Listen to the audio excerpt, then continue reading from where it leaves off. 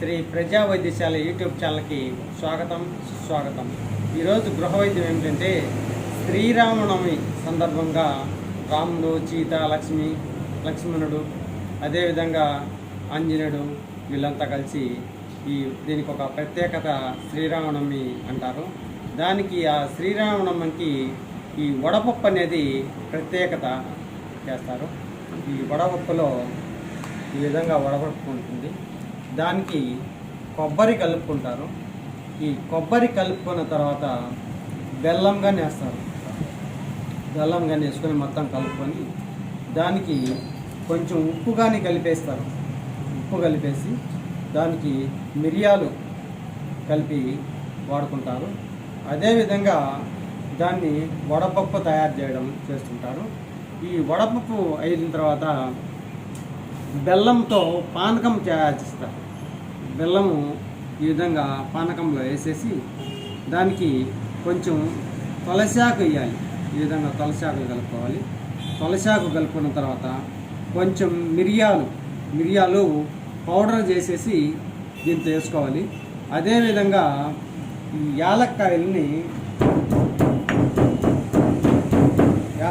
మెత్తగా దించేసి దాంతో కలుపుకొని దీన్ని పానకంలాగా తయారు చేసుకొని అందరూ వాడుకుంటూ ఉండొచ్చు. ఈ పానకం వల్ల వేడి అనేది బాగా తగ్గుతుంది. ఈ వేడి తగ్గి దాంతో జీర్ణ ప్రక్రియ అనేది బాగా మెరుగుపడేదానికి ఉపయోగిస్తుంది.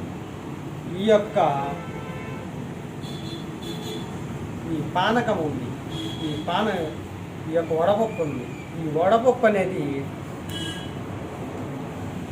ఒక వేడి అనేది బాగా తగ్గిస్తుంది. వేడి తగ్గించింది దీనికి ఆరోగ్యానికి వడలు కానీ ఇట్లా తయారు చేసుకొని వాడుకుంటారు. ఇది కొబ్బరి అనేది ఉంది. ఈ కొబ్బరిలో ఈ నూనె తయారు చేసుకొని వాడతారు.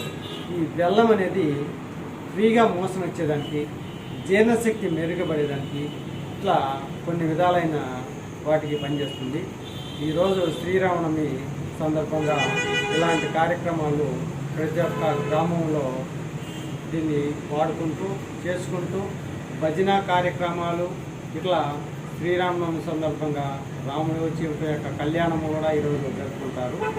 అట్లా ఎన్నో ప్రతి ఒక్క గ్రామంలో శ్రీరాముని సందర్భంగా ఎన్నో కార్యక్రమాలు చేసుకుంటూ ఉంటారు. ఈ వీడియో నచ్చినట్టయితే లైక్ చేయండి, షేర్ చేయండి,